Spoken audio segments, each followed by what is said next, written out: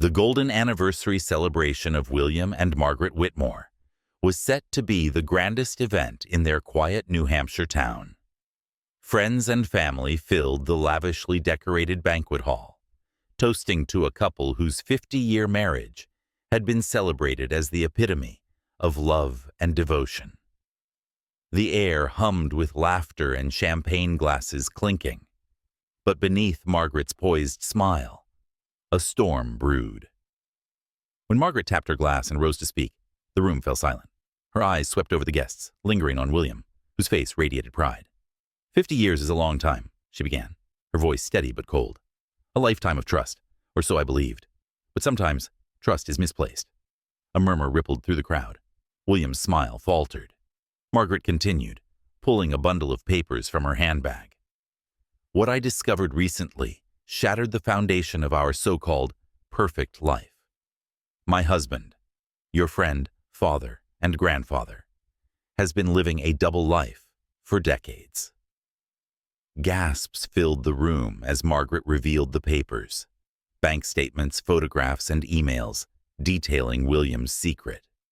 For over 30 years, William had been maintaining another household just 2 towns away, with a woman named Evelyn and their 2 grown children. William's face turned ashen as Margaret's words grew sharper. While I raised our children, believing in the sanctity of our vows, you were playing house elsewhere, deceiving not only me, but everyone in this room. The room erupted in chaos. William stammered, but no words came. His eldest son, David, demanded answers, while others turned to Margaret for clarity. But Margaret wasn't done. There's more, she said, silencing the room once again. She held up a small box. Inside was a set of car keys. Do these look familiar, William? Recognition dawned in his eyes, but he remained silent. They belonged to Evelyn, Margaret revealed, her voice trembling with rage. She disappeared 15 years ago, didn't she? And you claimed to know nothing. But I found her car, hidden in our summer home's shed, rusting under a tarp. What happened to her, William? Did your lies go too far? William's shoulders slumped as the weight of the accusations bore down. Detectives in the room, who were once friends of the family, exchanged uneasy glances. Margaret's voice softened, filled with contempt. I called the police before coming here. They're waiting outside. The room froze as officers entered, approaching William. He didn't resist. As they led him away, whispers filled the air. Some pitied Margaret. Others wondered how much of their own lives had been a facade. Outside, as the autumn wind swept through the parking lot, Margaret stood alone, watching William disappear into the back of a patrol car. Her golden anniversary had become a reckoning, not only for her marriage, but for the web of deceit that had ensnared them all. And for William, the secrets he thought were buried were finally clawing their way to the surface. Margaret stood on the porch of her quiet house, staring into the twilight. The celebration-turned interrogation had left her drained, but the confrontation was far from over. William was in police custody, but the weight of unanswered questions hung over her like a dark cloud.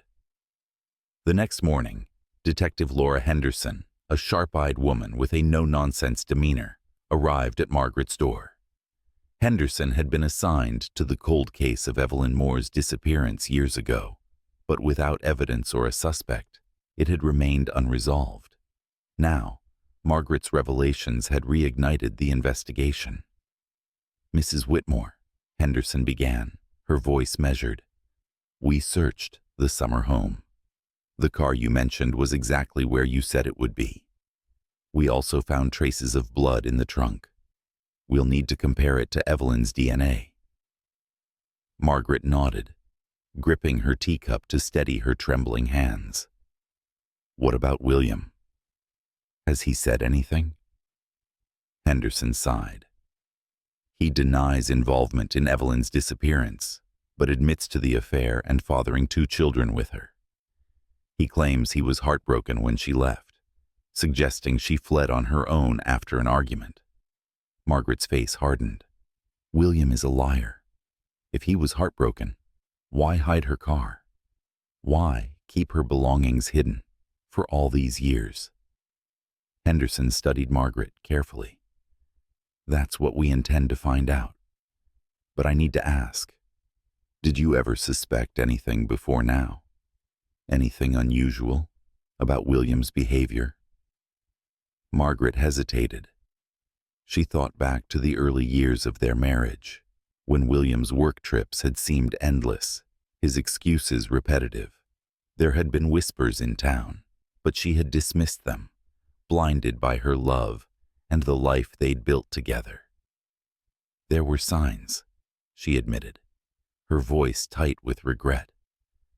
But I ignored them. I trusted him. Henderson nodded.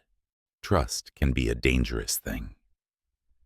As the detective left, Margaret walked into William's study, a room she'd rarely entered. The scent of leather and polished wood enveloped her as she searched through his desk drawers. Amid stacks of paperwork, she found a small locked box. Using a paperclip, she managed to pry it open. Inside was a collection of old photographs. Evelyn smiled brightly in most of them, her auburn hair cascading over her shoulders. In one photo, she held a newborn baby, her eyes filled with joy. Margaret's stomach churned. These were the milestones William had hidden from her. At the bottom of the box was a handwritten note, crumpled and stained. It read, "I know what you've done, William. You'll regret it." Margaret's hands shook as she read the note again. It was unsigned, but the implication was clear. Someone else knew about William's secrets. Someone who might still hold the key to Evelyn's fate. That evening, Margaret received a call from Detective Henderson. "Mrs. Whitmore," Henderson said, her voice taut with urgency. "We ran the DNA from the blood in the car. It's a match for Evelyn Moore. But that's not all. We found fingerprints in the car, belonging to William and someone else." Margaret's breath hitched. "Who?" "A man named Carl Jennings," Henderson replied. "He was Evelyn's brother. He died in a suspicious car accident 15 years ago, around the time she disappeared." The revelation struck Margaret like a thunderclap. Evelyn's brother. Dead. Evelyn. Missing. Possibly murdered. And William, the man she thought she knew, was at the center of it all. Margaret realized that the truth ran deeper than infidelity. It wasn't just about a double life. It was about a darkness in William that she had never dared to imagine. And now she was determined to uncover every shadow he had cast. The news of Carl Jennings's involvement deepened the mystery surrounding Evelyn's disappearance. Margaret couldn't shake the image of the handwritten note she'd found in William's study. It wasn't just a warning. It was a clue. Somewhere in the tangle of lies and deceit, someone had known the truth all along. Margaret spent the night piecing together fragments of the past. Memories of William's sudden business ventures, unexplained absences, and strange phone calls now felt sinister rather than mundane. Evelyn's disappearance and Carl's death no longer seemed like isolated events, but pieces of a larger puzzle. The following morning, Detective Henderson called with another bombshell. "Margaret, we've reopened Carl Jennings' case. Witnesses from the time claim William and Carl were seen arguing days before Carl's accident. We also found a connection to a property William owns, a cabin in the woods outside of town." Margaret's heart sank. She had never heard of a cabin. Henderson continued, "We're getting a warrant to search the property. If you're willing, I'd like you to come with us." Margaret hesitated, but then agreed. She needed answers, no matter how painful. The cabin was remote, hidden deep within a dense forest. Its exterior was weathered, the windows thick with grime. Inside, the air was stale, filled with the scent of damp wood and neglect. Henderson and her team began their search, combing through every corner. Margaret stayed in the doorway, her eyes scanning the dimly lit room. Something about the place felt heavy, as if it carried the weight of secrets untold. Then she noticed a loose floorboard near the fireplace. "Over here," she called, her voice trembling. Henderson crouched beside her, prying up the board. Beneath it was a metal lockbox, its surface scratched and tarnished. When they opened it, the contents painted a chilling picture. A stack of old letters, some from Evelyn to William, filled with pleas to make things right. A photograph of Carl holding a shovel beside a freshly dug pit. A set of keys Margaret recognized instantly. They belonged to her own summer home. Margaret's voice cracked. "He brought Evelyn's body there, didn't he? He used me as his alibi all these years." Henderson placed a hand on Margaret's shoulder. "It looks that way. But there's more. We found soil samples on the photograph. If the pit in this picture is what I think it is, we might find Evelyn." 2 days later, police excavated a shallow grave near the cabin.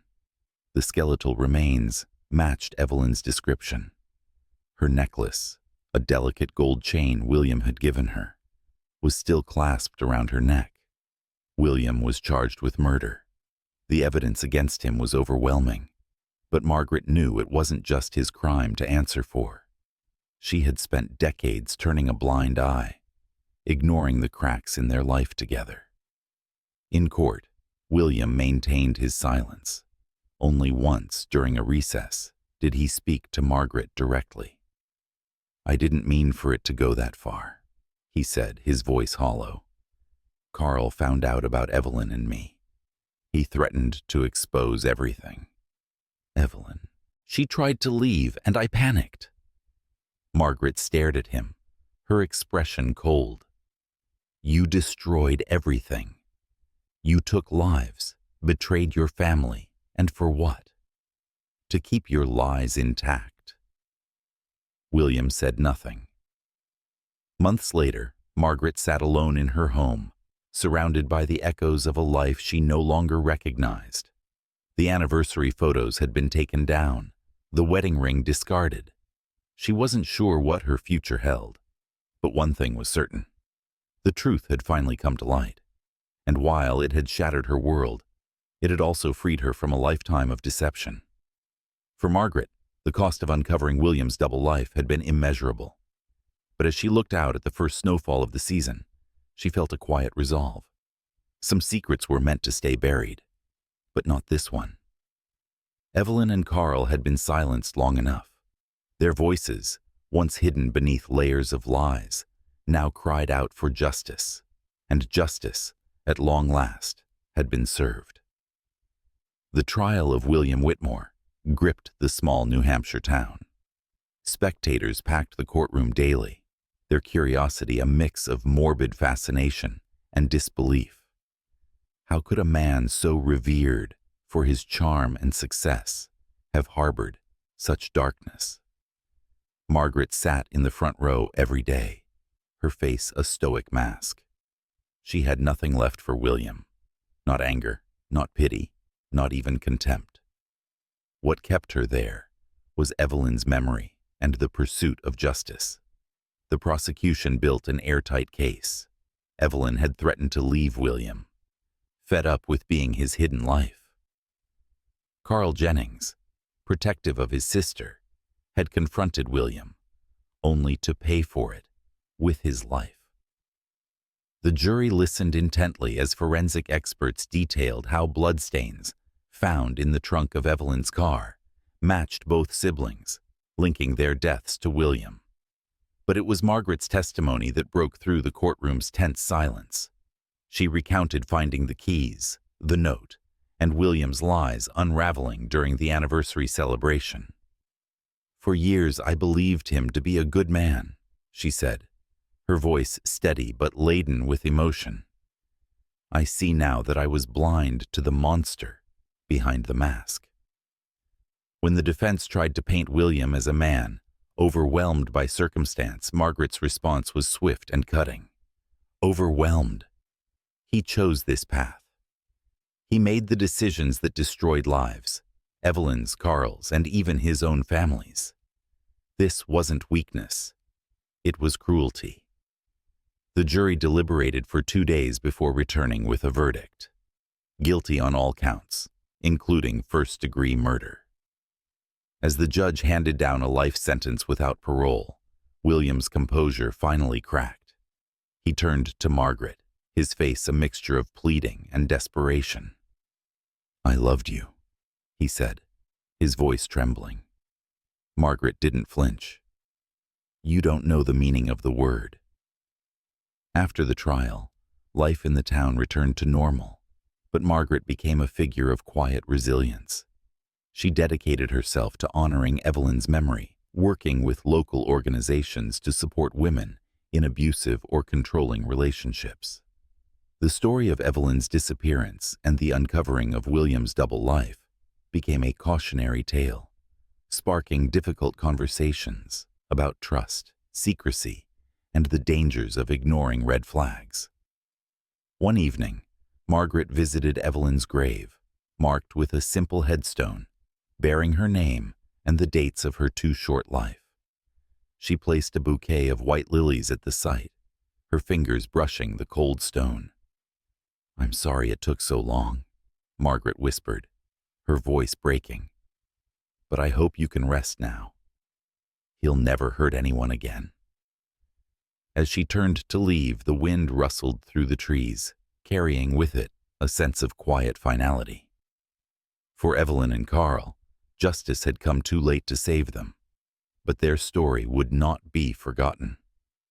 And for Margaret, the shadows that had loomed over her life had finally lifted.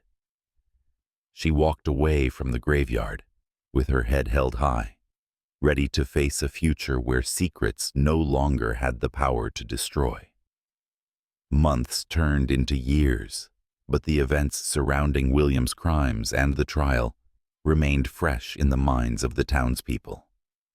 Margaret, however, had chosen a different path, one of rebuilding rather than retreating into grief. Her first step was selling the house she and William had shared for decades. It was too large, too heavy with memories she no longer wanted to carry. She moved into a modest cottage on the edge of the town, surrounded by fields and wildflowers. Here she found solace in the quiet, rediscovering the simple pleasures of gardening, painting, and long walks through nature. Despite the whispers that followed her wherever she went, Margaret refused to live in the shadow of William's betrayal. Instead, she sought to give meaning to the pain she had endured. One rainy afternoon, a knock on her door pulled Margaret from her thoughts. When she opened it, a young woman stood there, her face framed by auburn curls eerily similar to Evelyn's. "Mrs. Whitmore?" the woman asked hesitantly. "Yes," Margaret replied, her voice gentle but guarded. The woman extended her hand. "I'm Claire. Evelyn Moore was my mother." Margaret's heart stopped. Evelyn's daughter. She had heard about the children Evelyn shared with William, but had never imagined meeting them face to face. "Come in," Margaret said, stepping aside. Over tea, Claire explained that she had grown up knowing little about her mother's disappearance. Her father, William, had always been a distant figure in her life, providing financially but offering little else. When the truth came out, it was a shock, Claire admitted, her voice tinged with sadness. "But I've been trying to piece together who my mother was. Beyond the tragedy, I found letters she wrote to William, and your name came up often. I thought you might be able to tell me more about her." Margaret hesitated, the memories threatening to overwhelm her. But then she saw the hope in Claire's eyes, the same hope Evelyn must have had when she first met William, before everything fell apart. "I didn't know her well," Margaret began, "but I know she loved deeply. She fought for what she believed in, even when it cost her everything." Their conversation stretched into the evening, each story weaving together fragments of Evelyn's life. Claire learned about her mother's strength and spirit, while Margaret found unexpected comfort in connecting with someone who carried Evelyn's legacy. As Claire prepared to leave, she turned to Margaret with a question that had been weighing on her. "Do you think my father ever loved her? Or me?" Margaret considered her answer carefully. "I think William loved the idea of control more than anything else. But you—" She reached out, placing a hand on Claire's. "You are proof of Evelyn's love. That's what matters." In the months that followed, Claire and Margaret grew close. Their bond-healing wounds neither of them had realized still lingered. Together, they worked to establish a foundation in Evelyn's name, focused on helping families navigate the scars left by abuse and betrayal. The foundation became a beacon of hope for many in the community, transforming the legacy of William's crimes into one of redemption and resilience. Margaret found purpose in the work, her days filled with planning, fundraising, and speaking at events. On the 5th anniversary of William's conviction, Margaret visited Evelyn and Carl's graves with Claire by her side. They placed fresh flowers at the headstones, standing in silence as the wind rustled through the trees. "I think they'd be proud," Claire said softly. Margaret nodded, her heart lighter than it had been in years. "They would. And they'd be glad we found each other." As they walked away, Margaret glanced back one last time, the weight of the past finally replaced by the promise of a brighter future. For the first time in decades, she felt truly free. The shadows of William's betrayal no longer defined her. Margaret had reclaimed her story, and in doing so, ensured that Evelyn's would never be forgotten. The foundation Margaret and Claire had built in Evelyn's name grew steadily, its influence reaching far beyond their small town.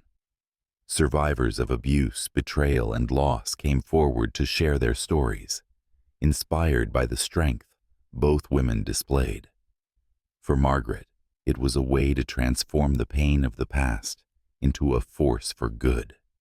Yet, even as her life filled with purpose, Margaret couldn't shake a lingering sense of incompletion. William's crimes had been exposed. Evelyn and Carl had received justice. But there was one question that haunted her. The note she'd found in William's study. Who had written it, and why had it gone unanswered? Margaret shared her unease with Detective Henderson over lunch one afternoon. "That note," Margaret said, stirring her tea absently. "I can't stop thinking about it. Someone tried to warn William, or maybe confront him. But who? And what happened to them?" Henderson frowned. "It's a loose end, I admit. The note wasn't signed, and we couldn't trace it to anyone directly involved in the case. But you're right. Someone out there knew something." After a pause, Henderson added, "Do you still have it?" Margaret nodded. "I kept it, tucked away in a box with other pieces of this nightmare." "Bring it to me," Henderson said. "Maybe there's something we missed." The next day, Margaret handed the note to Henderson, who promised to have it analyzed once more. Days passed with no news, until Henderson called Margaret, late one evening. "You're not going to believe this," Henderson said, her voice tinged with excitement. "The handwriting on the note matches someone we questioned years ago. Deborah Nolan. She was Evelyn's best friend." Margaret's breath caught. Evelyn had spoken of Deborah in her letters, describing her as fiercely loyal and unafraid to speak her mind. "Where is she now?" Henderson hesitated. "She moved out of state not long after Evelyn disappeared, but I tracked her down. She's willing to talk." 2 weeks later, Margaret and Henderson met Deborah Nolan in a quiet cafe in Boston. Time had softened Deborah's features, but her sharp eyes revealed a mind still alert and perceptive. "I knew this day would come," Deborah said, folding her hands tightly. "I just didn't know if I'd live to see it." Margaret leaned forward, her heart pounding. "You wrote the note, didn't you?" Deborah nodded. "Evelyn told me everything. About William, the affair, her plans to leave him. She was scared, but she was determined. When she went missing, I knew something terrible had happened.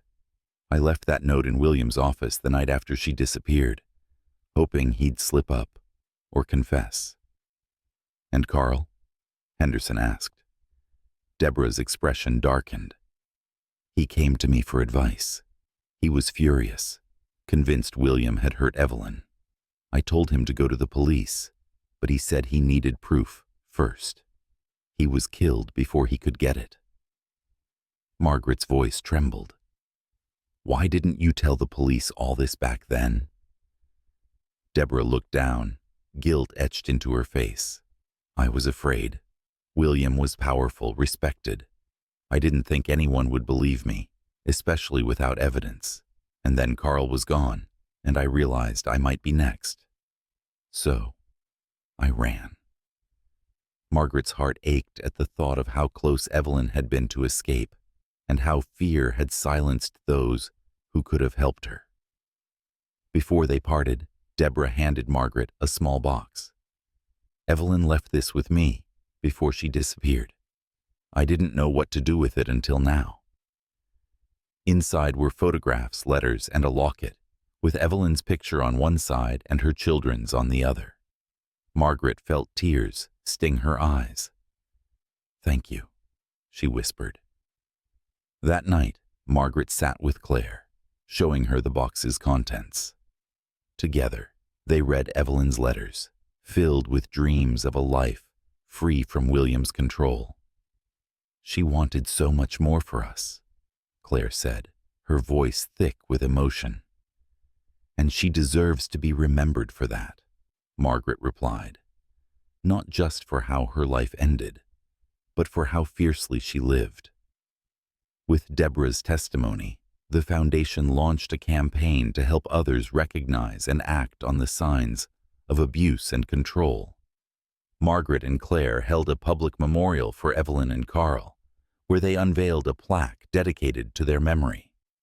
Margaret spoke at the ceremony, her voice steady and filled with resolve. Evelyn and Carl were victims of silence, of a world too afraid to confront the truth. Let us ensure their story inspires change, so no one else has to suffer as they did. As the crowd applauded, Margaret felt a sense of peace she hadn't known in years. The ghosts of the past would always linger, but their power had faded. The truth was out, justice had been served, and Evelyn's legacy lived on, not as a victim, but as a symbol of strength and hope. For Margaret, the final chapter had been written. Now, she could truly begin anew. The years that followed saw Margaret's life transform in ways she never imagined. The foundation, now named the Evelyn and Carl Justice Initiative, grew into a national movement. It provided legal aid, counseling, and community outreach to families trapped in cycles of abuse or deceit, shining a light where shadows had once hidden unspeakable truths. Margaret became the face of the initiative. She was invited to speak at universities, conferences, and community centers, sharing her journey and the lessons she'd learned. Her words resonated not because of their polish, but because of their raw honesty. She spoke of trust betrayed, of pain endured, and of the strength it took to confront the past. "I am not a hero," Margaret often said during her speeches. "I'm just a woman who refused to let the lies define me. If I can rise from the ashes of deceit, so can you." Claire, too, found her purpose. She became a counselor specializing in helping children and young adults process trauma. Inspired by her mother's letters and Margaret's courage, she decided to dedicate her life to ensuring no one felt as lost and unheard as she had growing up. One evening, after a particularly emotional session, Claire visited Margaret at her cottage. They sat on the porch watching the sun dip below the horizon.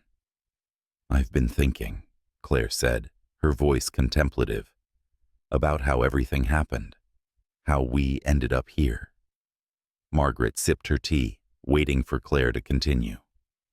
"It's strange," Claire said, "but part of me feels grateful. Not for what happened, but for what came from it. Meeting you. Finding purpose. Turning pain into something meaningful." Margaret reached over, taking Claire's hand. "It's not strange, my dear. It's what your mother would have wanted. Out of darkness comes light. You're living proof of that." As the years passed, the initiative opened shelters, launched educational programs, and even influenced legislation aimed at protecting vulnerable individuals. Margaret and Claire often worked side by side, their bond deepening into something akin to a mother-daughter relationship. One winter, the initiative held its first national gala, a celebration of its achievements and a fundraiser for future efforts. The keynote speaker was Margaret herself. Standing under the bright lights, Margaret felt a rush of emotion as she looked out at the audience, survivors, advocates, donors, and families whose lives had been changed by the initiative. "When I look at this room," Margaret began, her voice steady but warm, "I see hope. I see proof that even in the face of unspeakable pain, we can rise." Evelyn and Carl's story was one of tragedy, yes, but also one of resilience. Their legacy lives on in all of you, and it's a reminder that the truth, no matter how deeply buried, always finds its way to the surface. The applause was thunderous, but what struck Margaret most were the tears in the eyes of those who had been through their own battles. Into the quiet of her cottage later that night, Margaret looked through a scrapbook Claire had made for her. It was filled with photos of the initiative's milestones, letters from survivors, and pictures of Evelyn and Carl, their smiles immortalized in the moments before tragedy struck. For the first time in decades, Margaret felt truly at peace. The pain of the past would never fully disappear, but it had been transformed into something beautiful, a legacy of strength, hope, and justice. Years later, as Margaret's life neared its natural end, she left the cottage to Claire along with a letter that captured the wisdom she had earned through a life of hardship and healing. Claire, the world is not perfect, and neither are we. But in every moment we have a choice, to let pain consume us or to use it as a foundation to build something greater. You, my dear, have chosen the latter, and I am so proud of you.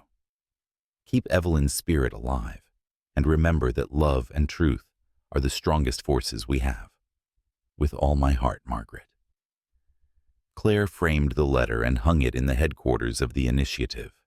Beneath it, a plaque bore the words, "Dedicated to Evelyn and Carl, whose voices we carry forward, and to Margaret, whose courage taught us the power of truth." Their stories had started in pain, but ended in triumph, ensuring that no secret, no betrayal, and no crime would ever again silence those in need. Margaret's passing marked the end of an era, but her influence continued to ripple through countless lives. Claire, now the director of the Evelyn and Carl Justice Initiative, carried forward the torch with unwavering determination. Margaret's story, and the courage it inspired, became a cornerstone of the initiative's mission. But Claire often wondered if there was more to discover, lingering truths waiting to surface. Her mother's letters, the mysterious note, and Deborah Nolan's testimony had tied the threads of the past together, but fragments still felt unfinished. Evelyn's voice, though now a symbol of resilience, seemed to whisper to Claire in moments of quiet. One evening, while organizing the initiative's archives, Claire came across a box Margaret had left behind. Inside were documents, photographs, and a journal, Margaret's personal reflections on the years after William's arrest. As Claire read through the journal, a particular entry caught her attention. "I can't shake the feeling that there's more to Evelyn's story. William's lies ran deep, and even though we found justice, I wonder if the roots of his deceit go further than we uncovered. If anyone could untangle it, it's Claire. I hope one day she finds the courage to look deeper." The words felt like a call to action. Claire decided it was time to revisit the past, not out of obligation, but out of love for a mother she barely knew. Her search began with the cabin where Evelyn's remains had been found. With permission from law enforcement, Claire and a forensic team re-examined the site, combing through every inch of the property. In the attic, tucked behind old insulation, they found a hidden box containing financial records, letters, and an unfamiliar set of keys. The letters, all addressed to William, were from someone named Arthur Wells, a name Claire had never encountered before. In them, Arthur mentioned payments for keeping things quiet and referred to Evelyn as the woman who knew too much. "What did my mother know?" Claire whispered, her pulse quickening. The financial records showed large, unexplained withdrawals from William's accounts, coinciding with Evelyn's disappearance. Whoever Arthur was, he had been receiving money for years, long after Evelyn's death. With Detective Henderson's help, Claire tracked Arthur Wells to a retirement home in Connecticut. He was frail but sharp, his eyes narrowing when Claire introduced herself. "You're Evelyn's daughter," he said, his voice gravelly. "You've got her fire." Claire wasted no time. "What did my mother know, Mr. Wells? Why were you paid to keep quiet?" Arthur sighed, the weight of decades pressing on his thin shoulders. "Your father wasn't just living a double life. He was involved in some dangerous dealings. Evelyn found out. Money laundering, connections to shady people. She threatened to expose him, not just for the affair, but for everything. That's why she had to go." The revelation stunned Claire. "Why didn't you go to the police?" Arthur's laugh was bitter. "Your father made sure I couldn't. He had evidence against me, documents that could have sent me to prison for life. So I kept quiet, took his money, and tried to forget."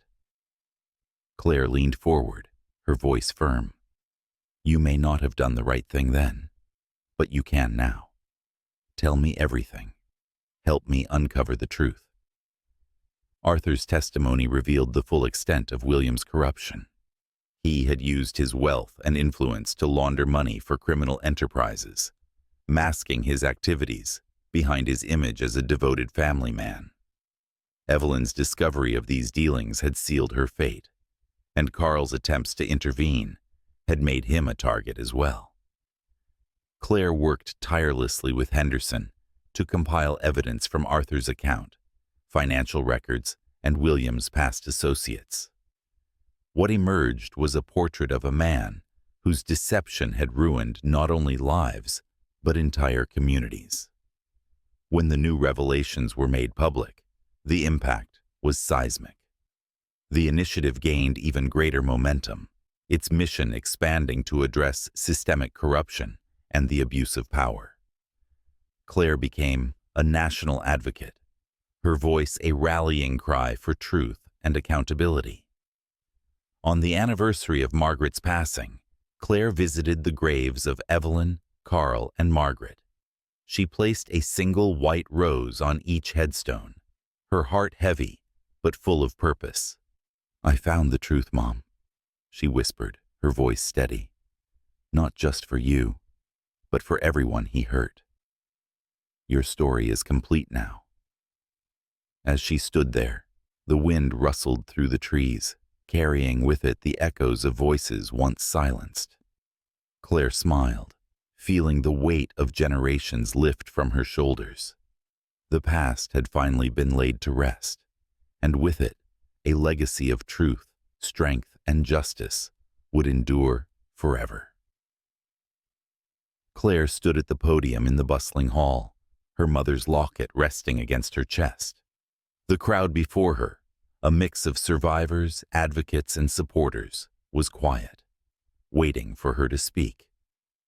It was the 10th anniversary of the Evelyn and Carl Justice Initiative, and its impact had grown beyond anything she or Margaret could have imagined. As Claire began, her voice carried the weight of the journey they had all shared. 10 years ago, this initiative was born out of pain, out of loss that could have broken us, but instead, we chose to rise. We turned the darkness of betrayal into a beacon of hope, proving that no matter how deeply buried the truth is, it can and will find its way to the surface. The audience erupted into applause, but Claire wasn't done. We honor my mother, Evelyn, for her courage to stand against injustice, even when it cost her everything. We honor Carl for his unwavering loyalty, his bravery, and his sacrifice. And we honor Margaret, our foundation, our guide, and the woman who taught us that even the deepest wounds can heal when met with love and truth. She paused, letting the emotion in her voice resonate. Today, this initiative stands not just as a testament to their lives, but as a promise that no one will suffer in silence, that no voice will go unheard, and that justice will prevail, no matter the cost. As the gala concluded, Claire found a moment to herself, stepping out onto the balcony overlooking the city. The stars above seemed brighter tonight, as though the universe itself celebrated their work. In her hands, she held Margaret's journal, its pages worn, but filled with wisdom. Opening it to the final entry, Claire read the words she had come to treasure. Truth is the most powerful force we possess. It can destroy, but it can also heal. And when wielded with love, it becomes the light that guides us forward. For those we've lost and for those we'll save, may this light never dim. Years later, Claire's own daughter, Margaret Evelyn, stood before a similar crowd, the initiative now spanning continents. With tears in her eyes, she shared the story of her namesakes, the grandmother who showed unyielding strength, and the mother who turned pain into power. The Whitmore name, once tarnished by William's sins, now stood as a symbol of resilience and justice. And the voices of Evelyn, Carl, and Margaret echoed through every life the initiative touched, ensuring that their legacy would endure for generations. In a quiet corner of the world, the graves of Evelyn, Carl, and Margaret rested beneath a tree that bloomed each spring. A small plaque nestled among the roots bore an inscription, in memory of those who dared to seek the truth and those who carried it forward. Love and justice endure. The past was at peace, and the future shone brightly. For Claire, her family, and the countless lives they'd touched, the story had finally come full circle, ending not in despair, but in hope.